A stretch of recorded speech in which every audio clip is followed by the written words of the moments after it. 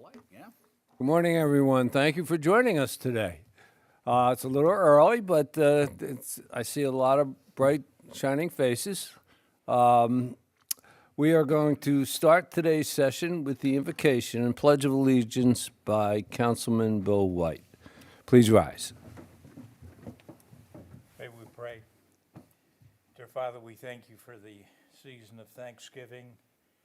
We pray that we would all take a moment to be thankful for the many blessings we had, both individually and as a city. Guide our deliberations today, and may we glorify you in all that we do. In Jesus' name, amen. Pledge allegiance To the flag of the United States of America and to the republic for which it stands, one nation, under God, indivisible, with liberty and justice for all. Please remain standing for a moment of silence for our servicemen and women who have fought and died for our freedom, and for all those who continue to serve around the world, protecting our way of life. And as today is World Pancreatic Cancer Awareness Day, please remember all those who died from this terrible disease. Thank you.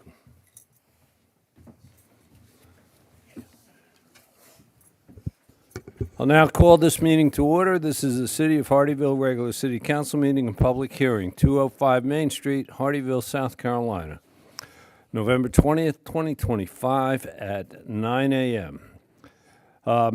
Next, we need to approve today's agenda. Can I have a motion to approve, disapprove, or make any changes to the agenda for today? I make a motion that we approve today's agenda. We have a motion. Do we have a second? Second. Any questions? Seeing none, all in favor, please say aye. Aye. Aye. Next, we have executive session, discussion of negotiations incident to propose contractual arrangements. And we will be discussing the Exit 3 Riverport project. And we will also be discussing employment, appointment, compensation, promotion, demotion, discipline, or release of an employee. And we will be discussing the city manager's performance review. Those two topics will be in executive session. May I have a motion to go into executive session? Motion to go to executive session. We have a motion. Do we have a second? Second. We have a motion and a second. Any questions? All in favor, please say aye. Aye. We will return and start the regular meeting promptly at 10 a.m. Thank you.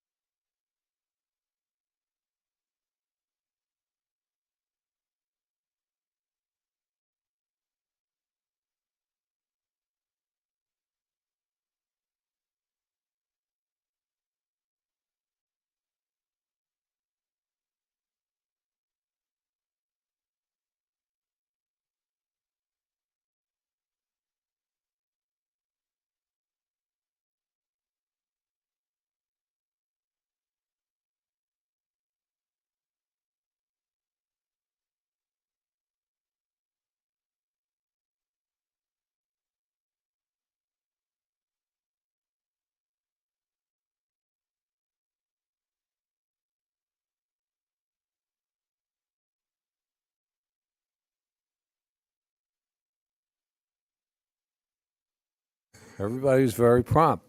Good morning, everyone, and thank you for joining us today. We have already opened up our meeting, and the first part of the agenda, the invocation and pledge of allegiance, was done at 9 a.m., and we called the meeting to order and approved the agenda and went into executive session. So our next order of business is to return to a public session. So I would like a motion to return.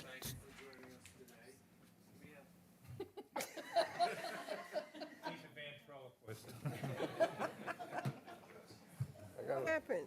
He's talking to himself. Okay. Oh, Very talented. yeah.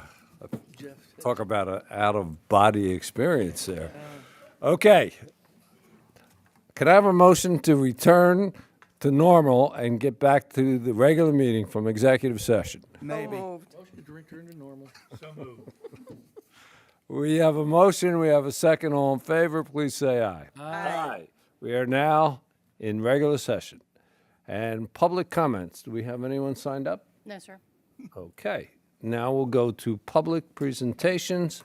We have Hardyville Police and Fire Assistance Fund, Ann Hansel, and Peg Harvey. Please join us at the podium. Good morning. Hey, Not sure if this is on or not. Thank you all very much for the opportunity to be here. My name is Ann Ansel. I live at 2161 Shoreside Drive, Hardyville, South Carolina, 29927. Peg Harvey, 808 Summertime Place. It's an honor to be here, and thank you for the opportunity to tell you a little bit about the nonprofit that I founded.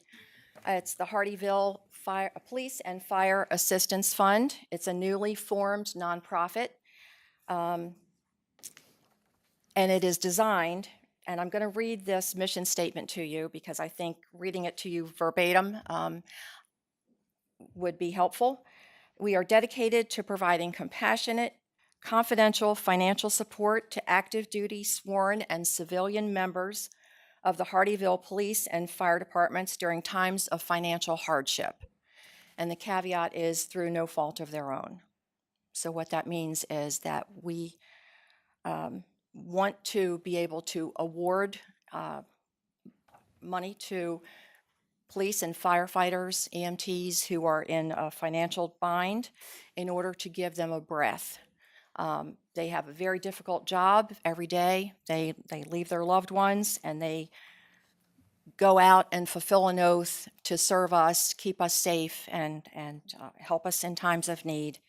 And when they're in a need, when they're in a time of financial difficulty, our purpose, this organization's purpose, is to just give them a breath. And in a little bit, I'll give you an idea of what that looks like.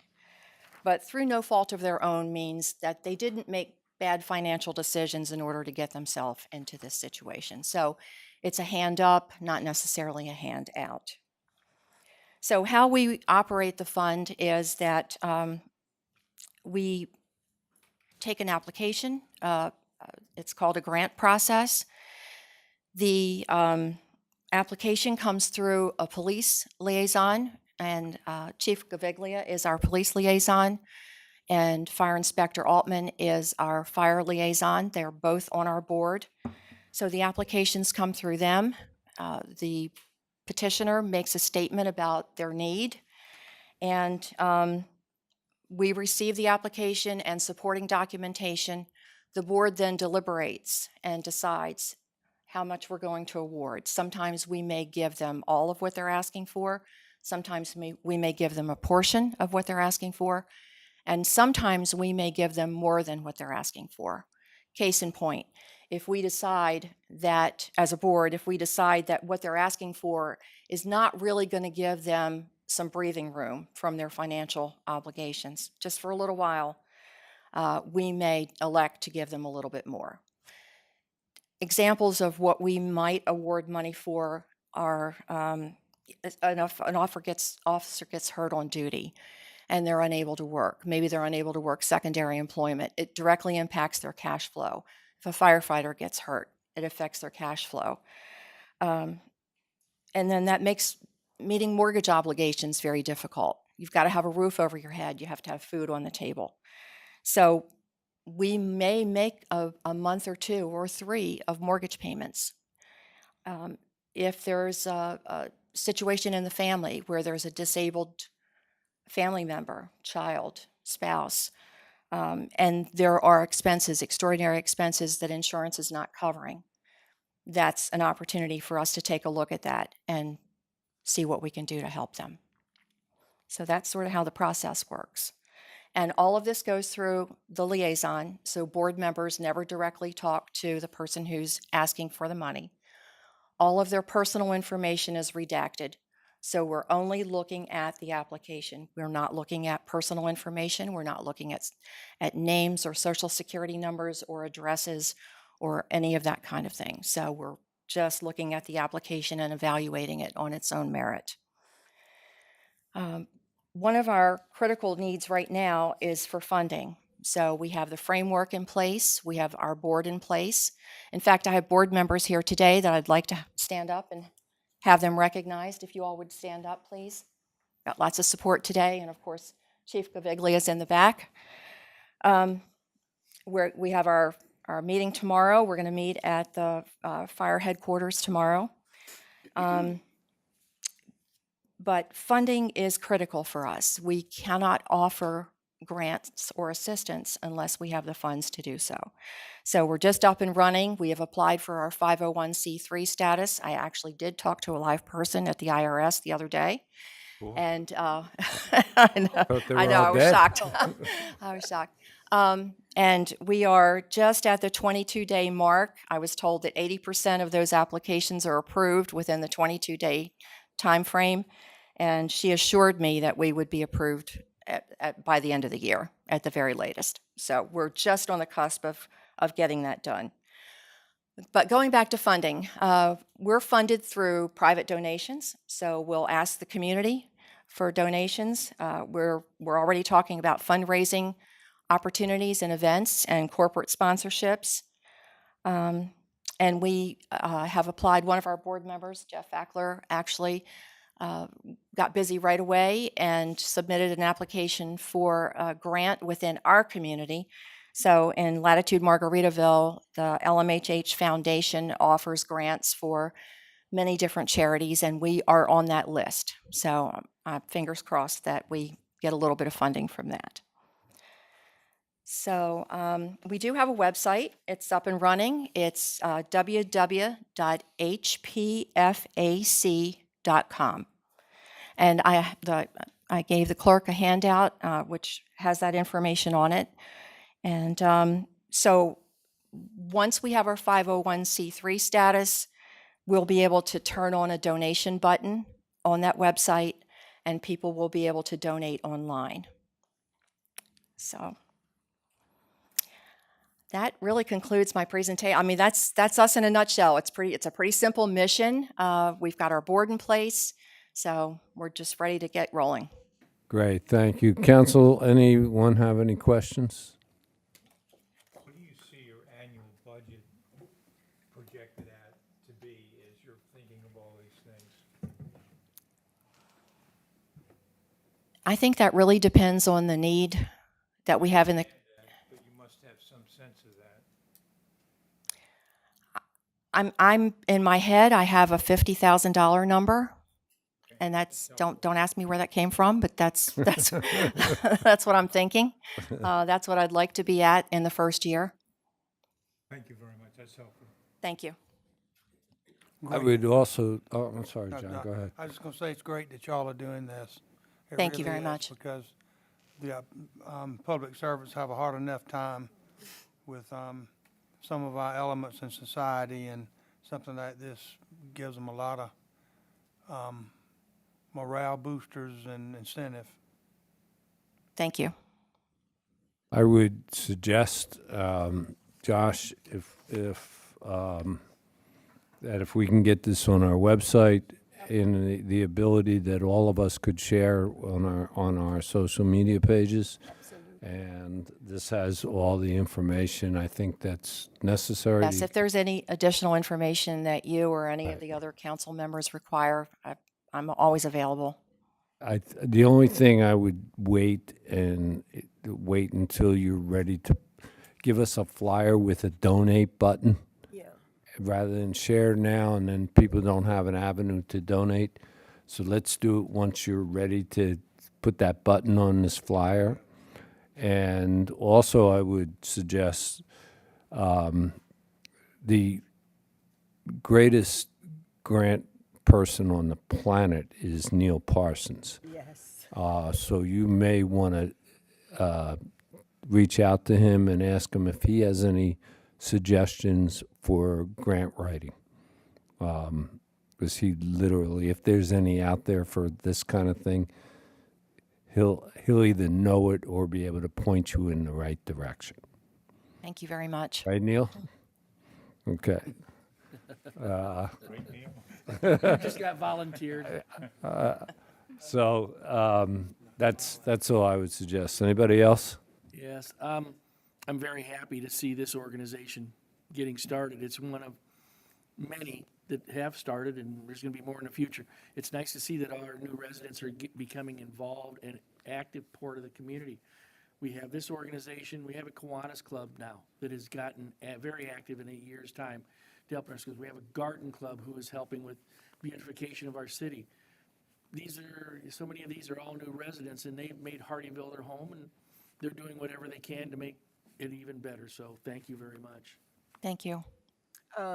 Another point of contact, like you have the LMHH Foundation, would be the Riverton Point Foundation as well, because they raise a lot. I think last year, I believe they raised, I think they gave away over $42,000 in grants alone. So this might, we can probably slide this one in there and see if this will be something that they wouldn't mind supporting. That's great. Thank you. Well, thank you very much. This is a great initiative. We're very appreciative, and it's directed to the right people for sure. Thank you. Thank you so much. Good Honor to luck. be here. Thank you, good luck. Thank you. Okay, next we have the presentation and approval of minutes from the November 6, 2025 regular city council meeting. May I have a motion to approve, disapprove, or make any changes to the minutes of November 6th? Make a motion, we approve the minutes from November 6th. We have a motion. Do we have a second? Second. We have a motion. We have a second. Any comments or questions? Seeing none, all in favor say aye. Aye. Aye. Okay, the minutes are approved. We go on to old business. This is second reading to amend the City of Hardyville Business License Ordinance by updating Appendix B of the class schedule as required by Act 176 of 2020. This is ordinance 2025-11-06 for the edification to the public. We did discuss this in great length at the first reading and did pass it. Mr. Gruber, do you have any further comments or questions? Yes, sir. Thank you, Mayor. Just to reiterate, this is a required action by Act 176 of 2020, which requires all jurisdictions in South Carolina that impose a business license to update an updated class schedule as published by the Internal Revenue Service. And so this is a mandatory reaction that the city is required to take every 2 years, and we have to have this action accomplished by the end of the calendar year. And so we are recommending that you approve this on second reading today. Thank you. I will now open this up to the public. Anybody from the public like to make a comment, ask the question regarding this ordinance? Seeing none, let's go to council questions. Mr. Mearsman. Nothing, sir. This is just housekeeping. Yep. Mrs. Guzman? No, sir, no questions. Mr. White? No questions. Mr. Carroll? No questions. I have no further questions myself either. So we will now go to a motion to approve, disapprove, or make any changes to the second reading of ordinance 2025-11-06. May I have a motion, please? Make a motion that we approve ordinance 2025-11-06A. We have a motion. Do we have a second? Second. We have a motion. We have a second. Any further comments or questions by council or the public? Seeing none, I'll call for a voice vote on this. All in favor, please say aye. Aye. Aye. All opposed? Okay, that ordinance is now officially passed. Next, we have the second reading of an ordinance to annex into the city of Hardyville parcel 039-00-08-149 located on Honeysucker Road, consisting of approximately 45 acres from unincorporated Jasper County, not already within the city, Hardyville city limits. So this is also a second reading that we discussed in, at first reading and also in a workshop. So this is 2025-11-06B. Mr. Gruber. Thank you, Mayor. So items B, C, and D on this morning's agenda are all related to the same project. And so item B would annex this property into the city limits of Hardyville. Item C would grant it the PDD zoning designation. And then item D would approve the initial master plan for a commercial development that is planned on a portion of this property. And so wanted to make sure that it was clearly understood that all three of these items are tied to one another. As you indicated, we are at second reading, and there have been no amendments or modifications since first reading. Thank you, Mr. Gruber. I'll now open this up to the public. You are welcome to ask any questions or make any comments regarding any of the three ordinances that Mr. Gruber pointed out, although they will be separate public hearings and separate votes, but you're welcome to come up all for any questions on any of the three at this time. Seeing no takers, let's start the council questioning with Mr. Carroll. No, sir, like you said, Mr. Mayor, we discussed this in depth at the last council meeting, so I have no questions. Mr. White. I agree with what John said. I have no additional questions. Mrs. Guzman. I just have one question, and I think this pertains to the septic field again. I wasn't quite satisfied with the response at the first reading, even though I voted yes for it. So I want an answer with specificity about, is this going to be an engineered system for septic handling? And will it be designed and installed to ensure that this is not going to be leaching anywhere or there's going to be any runoff in case of a flood? I'm very particular about this, and I just want to make absolutely sure that you guys have this down pat and that it's going to be no changes, no one's going to forget about it, that this is going, you guys are going to take it Yes, ma'am. one step further. Yes, so it will be an engineered system. It needs to be engineered in order to get approval from DES to get a septic permit to begin with. So Okay. we have no other option than to do it that way. Okay, so it's basically right now, it's all nicely tight. Well, there's nothing in place right now, but yes, Okay. it is all part of the process that we wouldn't even be able to, get a building permit without having that septic permit in place first. Okay, all right, thank Mayor? you. Yes, That's you're all I welcome. needed. Mayor, Yes. I need his name for the record. Sorry, please. Jordan Holloway. Thank you. Yeah, What's your address and Pritchard Farm. affiliation? on here on behalf of Pritchard Farm LLC, the applicant. Okay. Thank you. And what's your role with them? So I am director of land development. Okay. All for the public record. Thank you. Mr. Mearsman. I just want to assure the gentleman back there that we're not being annexed into the city also. You stay in the county. That's all I have, Mayor.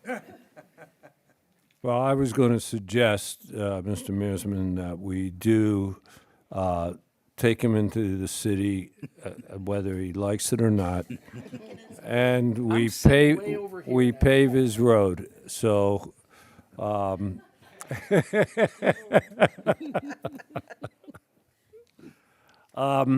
at the first reading, I expressed concern about the neighbors across the street and the traffic. I still have that concern. I don't have a solution to it. I'm not gonna not vote for it because of it.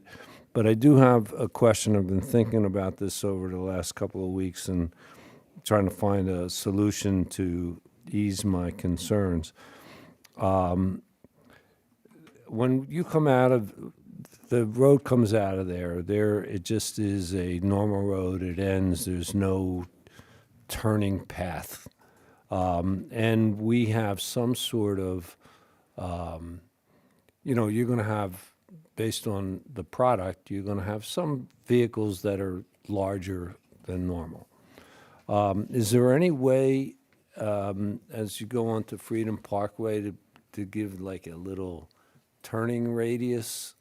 So, if, what we've required on 278 is a little lane so trucks can, they can get onto Freedom Parkway without turning completely into the road, and particularly the other lane coming. So if a big truck has to, if they're coming straight out, and they have to, they may have to turn into the oncoming lane because of the turning radius. But if there was like a little cutout so that they could make that turn, is that too much to ask? So the way that it's being engineered right now is there is a turn lane to turn right onto Freedom Parkway. Right. So in order to make that turn, they can always cheat a little bit. If they're not, if there's no traffic turning left, they can always go further left so they don't have to go out into oncoming traffic on Freedom Parkway to help alleviate some of those concerns. We can certainly look at whether we have the space to be able to do that. There are certain standards with SCDOT that you have to have as far as site distance and distance from the property line. That's certainly something we can look at to have a more relaxed turning radii, just to give a little bit more room. So we can certainly look into that, I understand. I'm concerned about that when they come out of there and they make a right-hand turn, that because of the size of their vehicle, their turning radius takes them into the oncoming traffic. You know what I'm saying? Yes, So yep, completely that understand. right-hand turn on big vehicles, if there was a little cutout on the right, not an acceleration lane, but just a little cutout, and you'll see we've done that on 278 with the Carolina Station, we asked that. It doesn't have to be that kind of length, but at least it allows for a little bit more of a turning radius, if you understand what I'm saying. Is that possible? Or can you at least look into can it, absolutely look whether into you have the easements and right-of-ways? This gentleman is eager to say something. Good morning. My name is Evan Dixon, and I'm with Thomas & Hutton. I just wanted to kind of alleviate some of your concerns about traffic. And so as part of this, we'll have to get an encroachment permit with SCDOT. And as part of that as well, we'll have to provide the traffic impact analysis that we have based on the site. And so with that, we'll make sure that the radius for the driveway for both ingress and egress off of Honeysucker Road will accommodate the largest design vehicle that will be proposed as part of the master plan. So Okay. we may have things like box trucks or maybe like a smaller tractor trailer, Right. for example. So the turn path in and out of the site, that radius of the driveway, like you're saying, will be able to accommodate that safely so that there's not an encroachment into the oncoming traffic on the other side. Okay, I would like, I'll say yes with one condition. Katie, if we could have a report to council when that work is done, that you report back to us what exactly got done. I don't want to say yes and then nobody remembers what's going on. I'm going to make you responsible, Absolutely. and I have your name, where to find you. So we want to make sure the council gets a report on the question I asked. And Mrs. Guzman, do you want to report on your septic question? Yes, absolutely. So- I just want that in there. So we just don't vote yes and then we don't know what happened, okay? Understood. Yep. as And part we the have development both of your permit, we'll- names we'll get with and Katie we and have make both sure of your I address. just picked him up outside. I don't know if he All actually right, went through Thomas it's- and Hutton or not. And Chief Gavalia has handcuffs, so, all right, thank you. Thank you, sir. All right, so we have to vote one by one on these ordinances. The first one is 2025-11-06B. Do I have a motion to approve, disapprove, or make any changes to this ordinance? So moved. We have a motion, do we have a second? Second. A motion and a second. Any further comments by council or the public? Seeing none, I'll call for a voice vote on this. All in favor, please say aye. Aye. Aye. Next, now that was the annexation. Now, the 10 acres that was in the city and the 45 that we have now approved to come into the city, that's a total of 55 acres. And this ordinance will rezone it from rural agricultural to, in Jasper County, to Planned Development District in the city of Hardeeville. So may I, Mr. Gruber, do you have any further comments or questions? Just one, and I think it's important to note for the public, while we're annexing this property in as a planned development district, it does not include many of the by right uses that you would typically see within a limited industrial or other similarly zoned property. So just to be clear, things like dirt mining and other activities have been taken out of the allowable uses of this area. Great, thank you for clarifying that. That's an important point. Public, any comments or questions regarding this ordinance, which is the rezoning? Seeing none, Mr. Mearsman, do you have any comments or questions? No, sir. Mrs. Guzman? No, sir. Mr. White? No questions. Mr. Carroll? No questions. I've already given mine the last time, so I have no further. Now, I'd like a motion to approve, disapprove, or make any changes to the second reading of ordinance 2025-11-06C.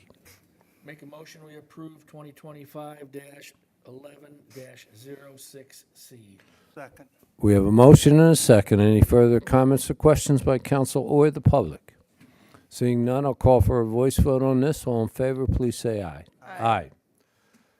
Next, we have the second reading of an ordinance to adopt the master plan for this same 55 acres, generally known as Pleasant Brook, and to amend the official zoning map accordingly. So this is ordinance second reading, 2025-11-06D. Mr. Gruber, any further comments on this? Yes, sir, just one.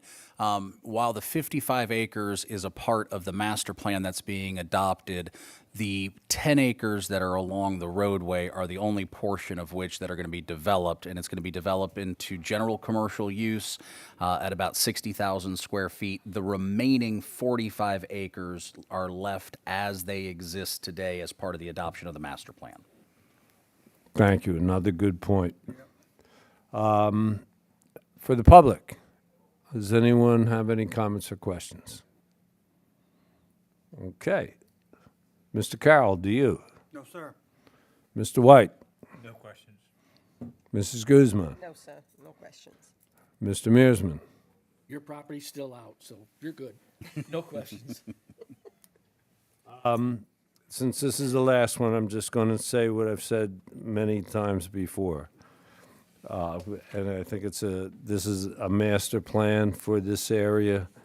I believe that Levy called it a master planned mishmash that still needs, I would encourage the county to take an overall view and have a master plan for the area.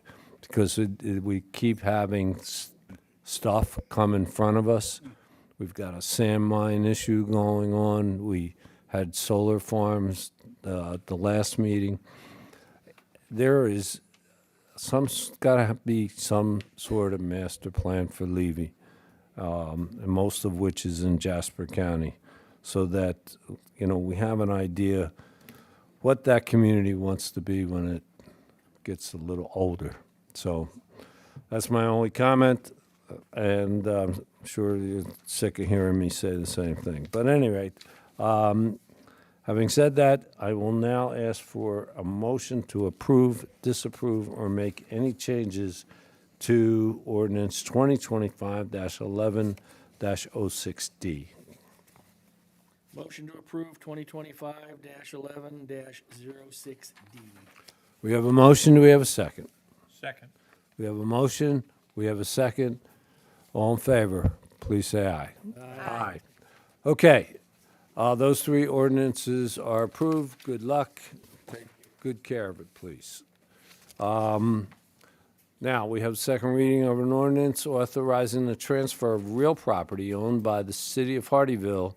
This is 2025-11-06H. Mr. Gruber, please. Thank you, Mayor. This property was received by the city for the purpose of facilitating a affordable housing residential development. And so in order to actually transfer the property from the city's ownership to the entity that's going to be managing and undertaking this project, we are required to adopt an ordinance. And so that is what the purpose of this is, and nothing has changed from when we had first reading. Okay. Let's open it up to the public. Anyone from the public have any comments or questions about the transfer of this property? Seeing none, Mr. Mearsman, do you have any further questions? No. John, you're familiar with this property, right? Were the dinosaurs still on it when you played as a kid? There was a little bit still left, but most of them were extinct. Thank you, that's all.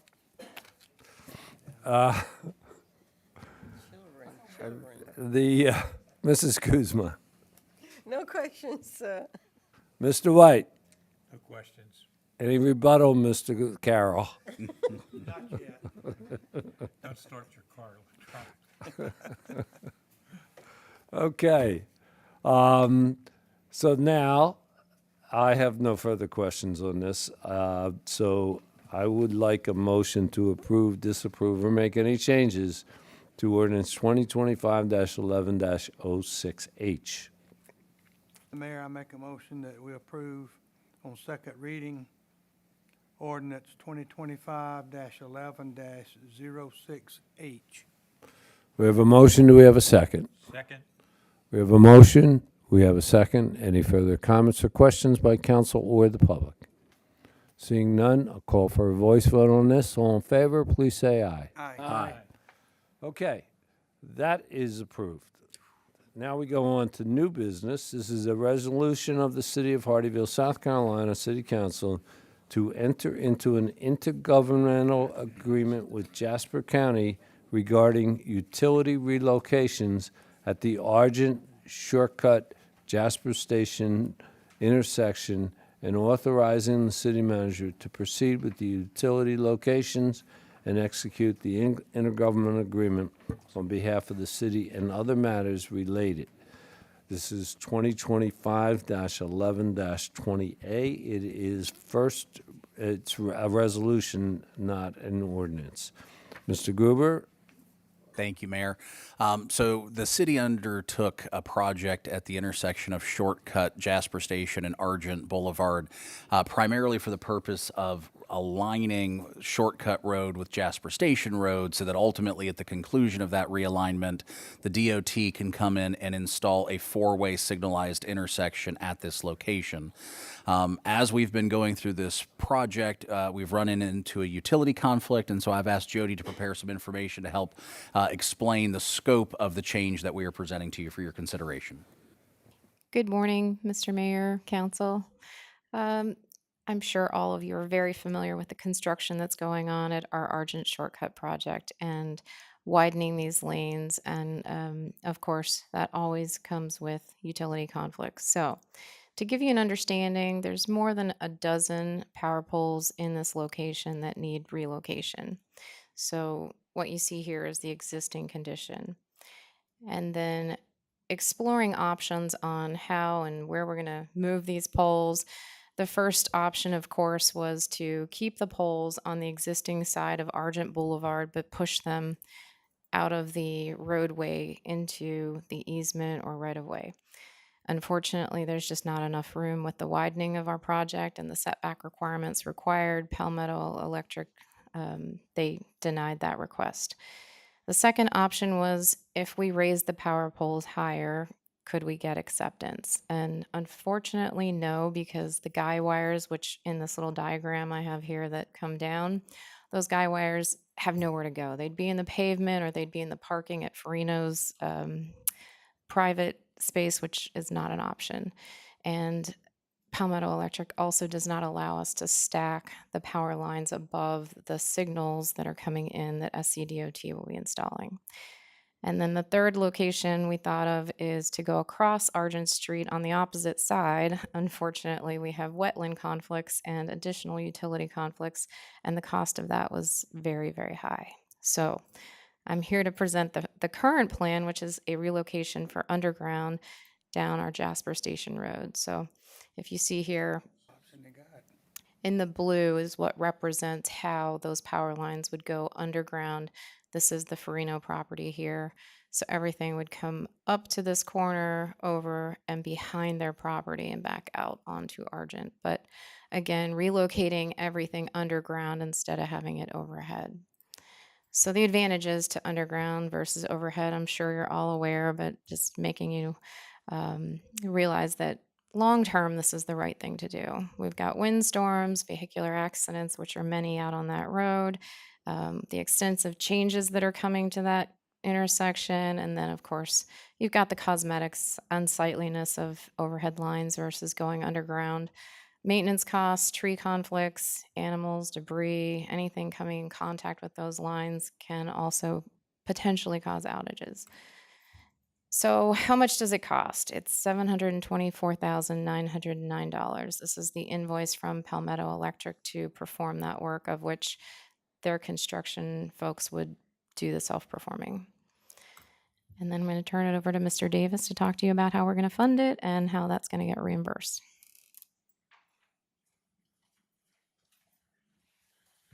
Hello. Seems weird saying good morning to you in one of these meetings. Obviously, this is everyone's favorite project. We've been talking about it for years. Just a bit of history. We started first talking about this. We figured it would cost about $1.5 million for this intersection.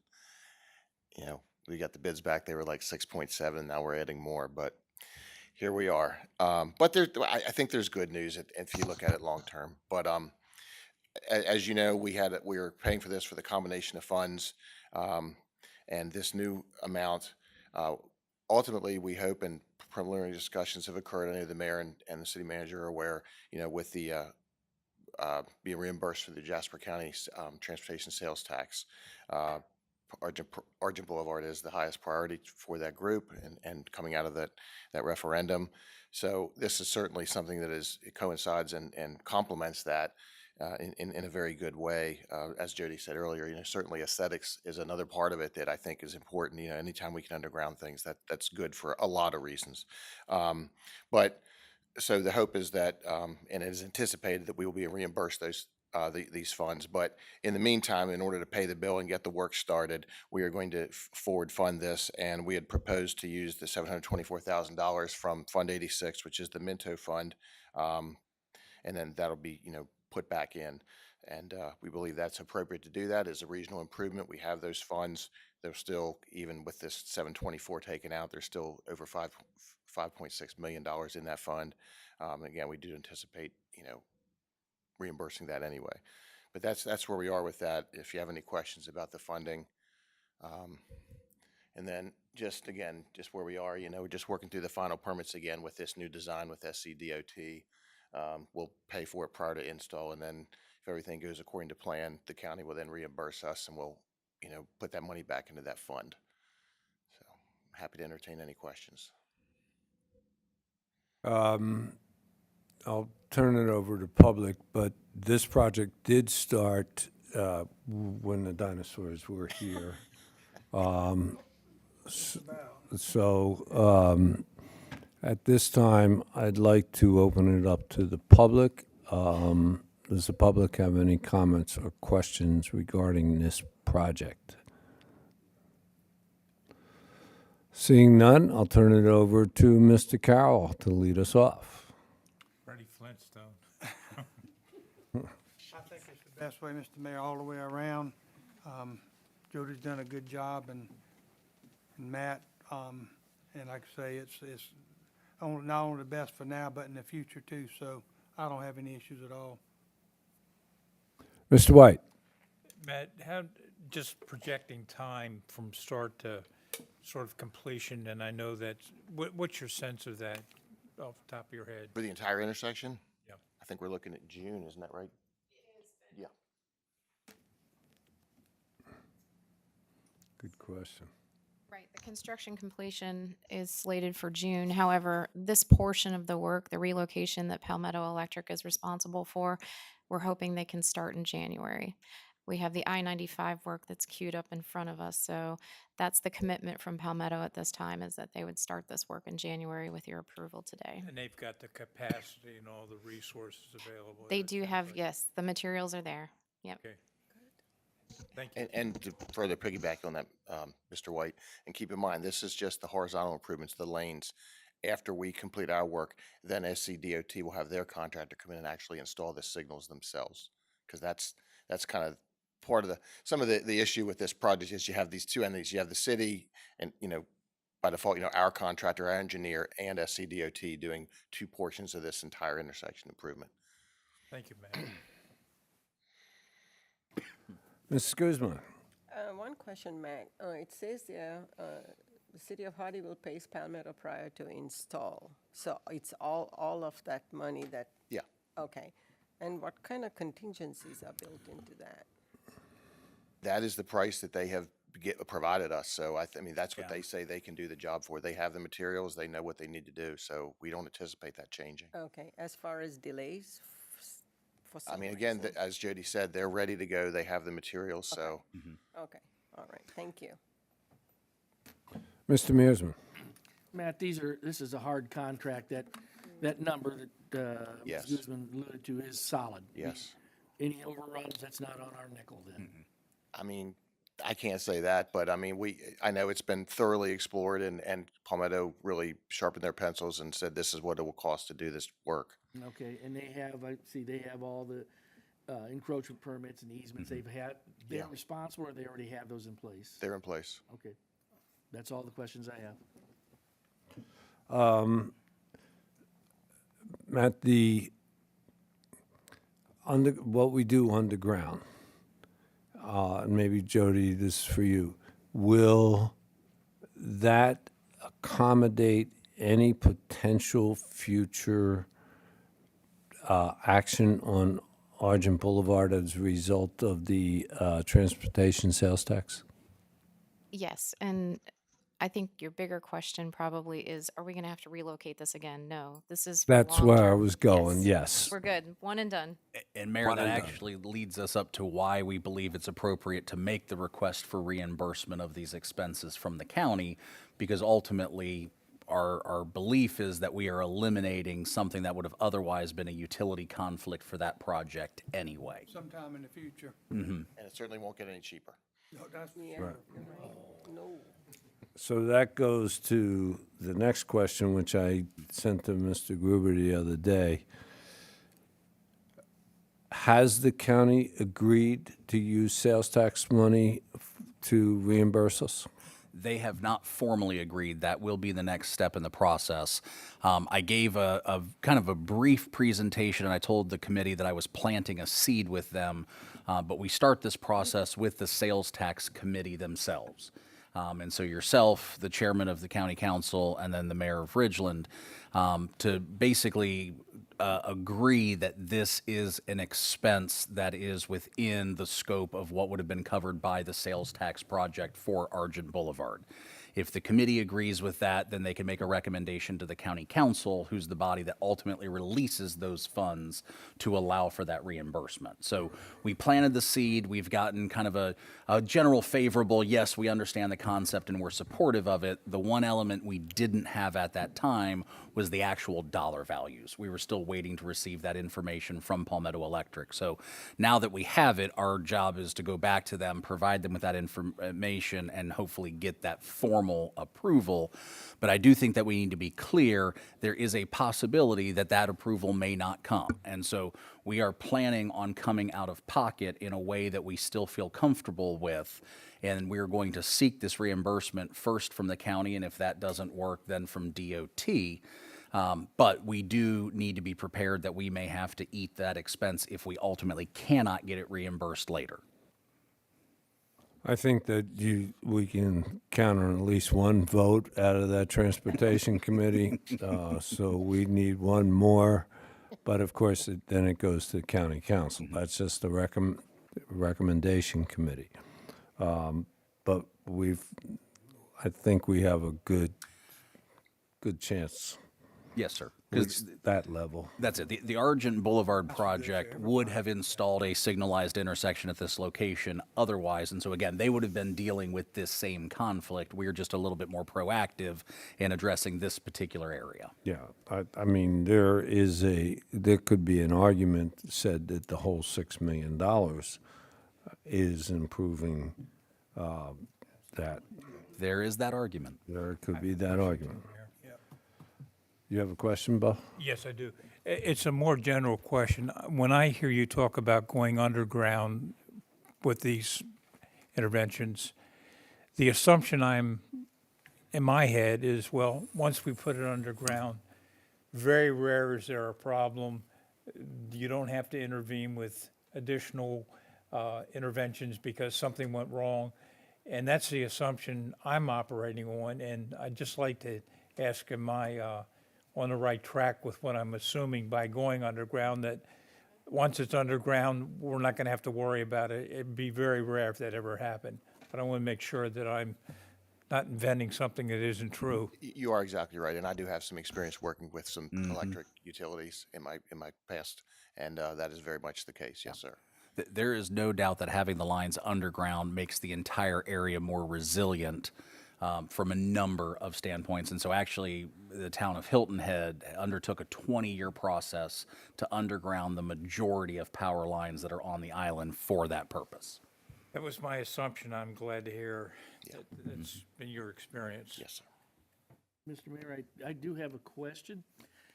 This line is coming from overhead to underground back to overhead, correct? Yes. As we proceed with increased development along Argent Boulevard, are we going to require these new developments to relocate all those utilities back underground, or are we going to allow continued poles? I think if we're going to start with underground utilities, we should continue all along, because sooner or later, it's going to prevent widening and everything else of Argent Boulevard. Right, and that's exactly what's going to happen, and Palmetto is certainly going to dictate that. It's their system, but absolutely that will be the case, because as we've seen, as more development occurs along there, and it will, you're going to need to remove or move poles anyway, so it just makes sense. So absolutely, yes. Is that something that we would need to put into our, Katie, into our ordinance? Yeah. So our ordinance already requires underground. Okay. So we deal with that discussion with developers every day about that expense, and our ordinance specifically says. I've worked with Dominion and will continue to work with Palmetto to make them aware of our ordinance requirements. Dominion now writes that into their estimates for the developers. Good, thank you very much.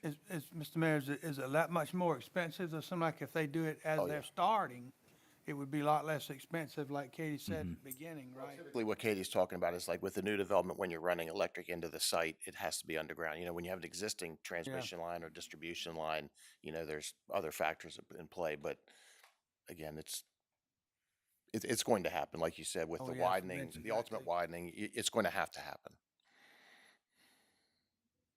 Okay, I will complete my comments by thanking you, Matt. You have borne the brunt over the last couple millennium of answering the questions from the public in that area.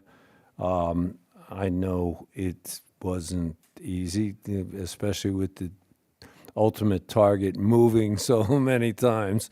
So thank you for No, that's, taking that that's why we're burden. here. That's fine. And I did want to give a shout out to Jody because once you get into the construction part of this, there are a lot of moving parts with this, and she's really done a good job staying on top of it and keeping, those lines of communication more open with our engineer and SCDOT and Palmetto Electric. So, just, thanks to her as well because she's really Thank you, kept this Jody. project kind of moving forward, and Thank John you. as well.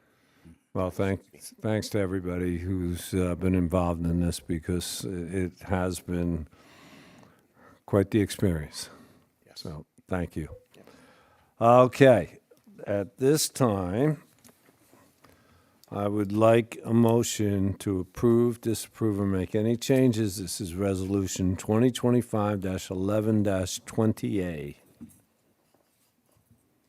Mr. Mayor, I make a motion that we approve Resolution 2025-11-20A. We have a motion. Do we have a second? Second. We have a motion, we have a second. All in favor, please say aye. Aye. Thank you. Now, we go to B, consideration authorizing an increase of special source revenue credit approved to Palmetto Plastics. And I will preface, before I turn it over to Mr. Gruber, that the other night, Monday night, this came before the county council, and they did not approve it. Now, there was no vote, that was just a public hearing only, but there were questions that remained unanswered that the county council had. So, Mr. Gruber, you want to delve into that a little further? Yes, sir.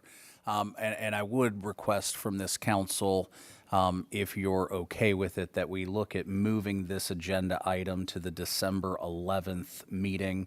As the mayor indicated, we had a good meeting yesterday with Jasper County and the representatives from the Southern Carolina Alliance. The result of that is an understanding that we need to pull together some additional information so that we can clearly explain what is being asked for by this particular development, and then give you an overview as well as the other previously approved developments so that you can understand kind of the big picture about where this one is at in the universe of incentive agreements that have been given out. And so our hope is that we'll have all that information together and can do either a direct agenda item or an executive session item at the December 11th meeting to present this information to council and then be in a position to take action on it. Given that recommendation, does the council want to forward a motion to table this to December 11th? I would forward a motion to table this to December 11th to have all the information available at that time. We have a motion. Do we have a second? Second. Any further comments or questions by council or the public? Seeing none, I'll call for a voice vote on this. All in favor, please say aye. Aye. Aye. Okay, so that is moved to December 11th. Next, in item number 10, I have two motions. One, motion to authorize the city manager to execute an amendment to the city attorney retainer agreement per executive session held on November 6, 2025. Do I have a second to that motion? Second. We have a motion, we have a second. Any comments or questions by council? Seeing none, I'll call for a voice vote on this. All in favor, please say aye. Aye. The other motion coming out of executive session, a motion to approve changes to the city manager employment agreement per executive session held on November 20th, 2025, and authorizing the mayor to execute the agreement on behalf of the council. May I have a second to that motion? Second. We have a motion and a second. Any comments or questions? Seeing none, all in favor, please say aye. Aye. Okay, so those are the two motions. These items were discussed in executive session, and now we will move forward to execute them according to these two motions. We now go to the manager's report. Mr. Gruber, what do you have to share with us today? Thank you, Mayor. Just a couple of quick items. We do have a number of events that are coming up. The month of December is going to be a very busy one for the city, so we're very excited, but we have a lot of great things that are coming up. So we've got the Christmas tree lighting, we've got Wreaths Across America, the parade, and Mary on Main, all in the next couple of upcoming weeks. And so hope to see you all there. And so just wanted to make sure to remind both council and the public that it is going to be a very festive month of December. And that's all I have. Great. I think we now go reverse alphabetical order, and we'll begin with Mr. White. Concerns and those kinds of things, Mr. Mayor, that want to make sure I'm speaking the right thing. I have a suggestion. I know that often we get requests from Cindy for availability for different workshops and those things. And I have a suggestion for consideration, and that was maybe the third Wednesday of every month in the calendar year, we have that date set aside as a placeholder for workshops or anything that we need to do so that everybody can keep that clear. It eliminates the polling that you need to do to find availability, and we don't need to do these. So if we have 12 set-asides, I'm hoping that we don't do more than 7. We don't get in the habit of doing them because they're there. And I think it'll be a more efficient, and for you, Cindy, I think it'll make life a little easier. And for all of us that are planning, we'll just keep those dates clear so we don't make other appointments on those particular dates. So I throw that out for consideration. Maybe it's not the third Wednesday of the month, maybe it's a Tuesday or something, but something I'd like to suggest as we go into next year. That's all I had, Mr. Mayor. To follow up on Mr. White's suggestion, could we ask the clerk, Mr. Gruber, to send an email to the council putting a placeholder in place, or do we? And then the council can say, I'm not there, I am there, or whatever. Yes, sir. Or do we already have an idea of what we need for December? And if so, because every week's a moving target for all of us, but having a placeholder doesn't mean we're locked in. We can always make those adjustments, because sometimes it's okay on that day, but the time has to be different, so whatever. So perhaps the clerk can send something out. Yes, sir. December at least. That's it. So I believe we've got our December workshop date set already. But at your December 11th meeting, one of the agenda items that's going to come forward is adopting your meeting schedule for calendar year 2026. So as a part of doing that, I think we can work at identifying what that recurring meeting date might be and present that as part of that schedule. So whether it's the third Wednesday or the second Tuesday, we'll sit down, the clerk and I, and kind of take a look at calendars and see what we can propose. And then y'all can consider that at your next meeting and adopt it, and we'll then calendar it going forward. Okay, thank you. Next, we have Mr. Mearsman. It's been busy. Back on the 11th, we had the Margaritaville had their Veterans Day acknowledgement, and it was a cold, windy day that day, so it was moved inside the theater, which worked out actually very well. It was a very impressive procedure. I was glad to see members of the council and the mayor attending that. Prior to that, I worked with the Veterans Organization representing Margaritaville and Hilton Head Lakes, and we placed flags on the veterans' graves at 4 cemeteries.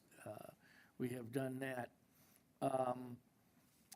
Just last night, I participated for the time that I did have with the sandwiches and the food distribution that we have done, which worked out fantastic. The location at Royal Oaks seemed to work out a lot better, bigger and better next year as it goes.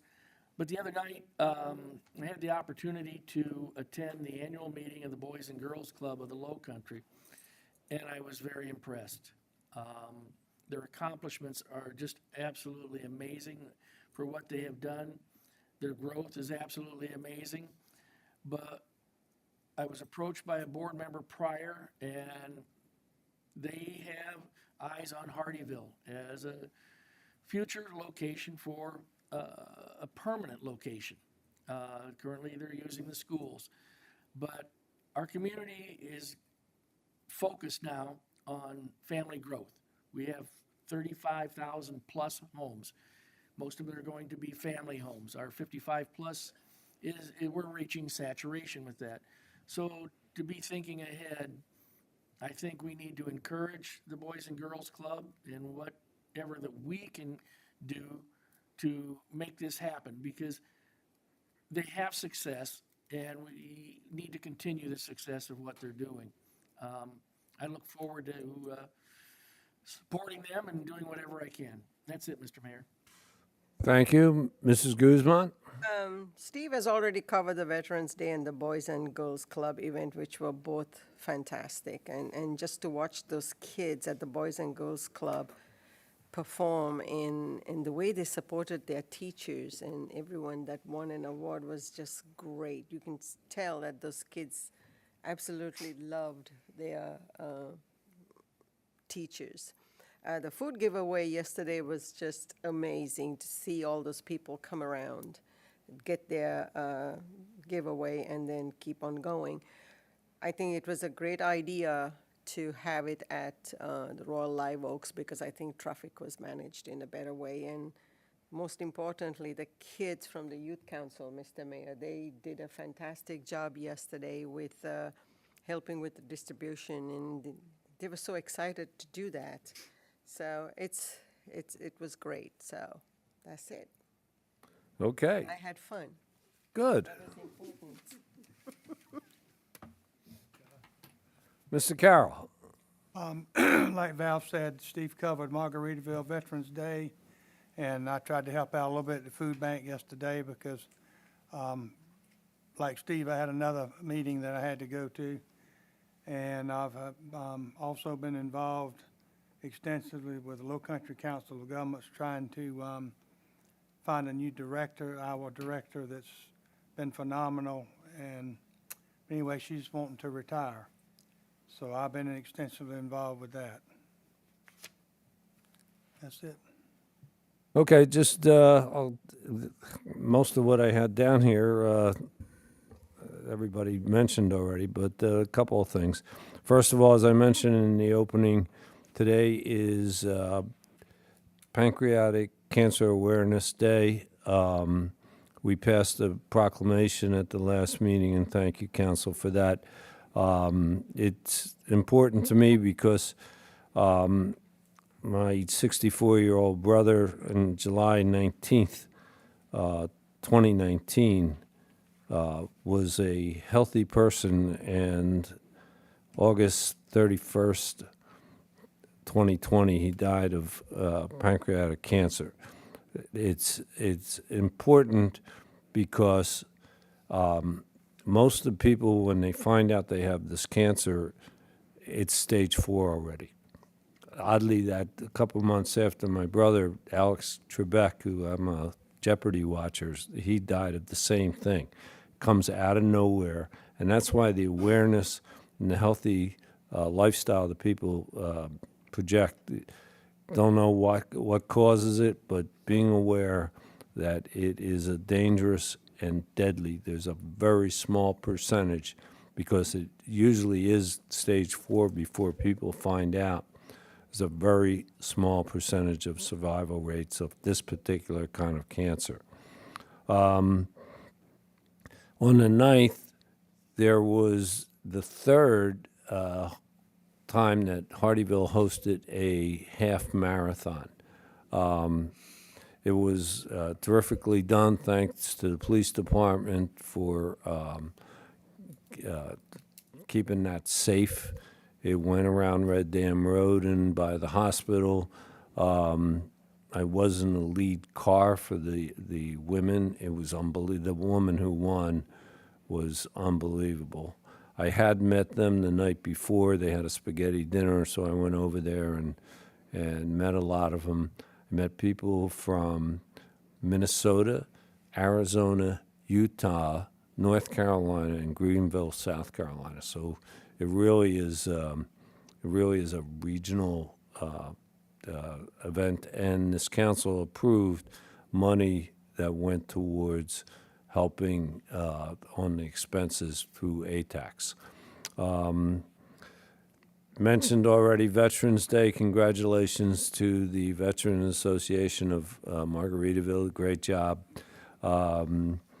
The BJ Housing Trust had that event on the 12th, and I encourage everybody to read the economic stats for this area. Really points out some one of the statistics that show the critical need for workforce housing in this area. The Youth Council was that same night.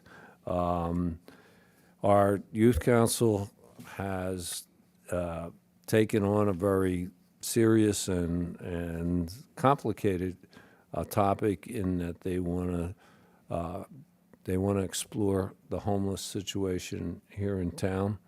I want to thank Sergeant Brown and Corporal Ginn for talking to the kids about the situation, local situation. And the next meeting, we said we would invite actually a homeless person to come speak to the council, as well as Sister Mary Francis of Mercy Mission, who is often services a lot of the homeless that are in the woods behind Mercy Mission. So I want to thank them also for coming last night, a group of them, including our mayor, Eddie Cruz from Ridgeland. I went that same night to a reception for Representative Weston Newton and Bill Herb Kurtzman. It was kind of just a thank you reception at Truffles. Had a chance to talk with them both about the child care resolution, and I hope to continue to push that forward. On the 17th, HHI asked for an interview, and I had this idea to go down to an inside TS conductor. So I did part, and Brad Thompson, who is the project director and plant manager, he did a nice interview explaining some of what the technology and the manufacturing is going to be and some of the jobs that are in there. So Hilton Head TV will probably come out in a couple of weeks, that segment, and of course we can pass that around to everybody. They're going to be running it for a couple of months. And again, I echo everybody who came to the Boys and Girls Club. That was great. And also the food pantry, I would add to what everybody said. I want to thank the principal of Ridgeland Secretary Academy of Excellence, Ms. Adrienne Maybank, who also joined the Youth Council representatives as well. And, of course, the Low Country Community Church, who operates and sponsors this food pantry and has come on a regular basis to Hardeeville. And thank you to the police department for the sandwiches and water. So thank you. And I'm going to end on one note. As we all came here, and John didn't come down 278, but the rest of us did. The traffic on both John Smith Road and 278 going to the light at Margaritaville. If we need any evidence as to why we should wait to further develop anything at that there until those road improvements are made. To me, that is, I didn't need convincing before, but certainly that is indicative of why we need to improve that intersection before we improve any other master plans. My opinion only. On that note, I'd like to say to the city, to the staff, and everybody, I hope you enjoy a happy Thanksgiving and a good holiday weekend next week. Having said that, we have any further motions? Motion for adjournment. We have a motion. Do we have a second? Second. We have a motion. We have a second. All in favor, please say aye. Aye. Aye. Thank you for coming and enjoy the weekend.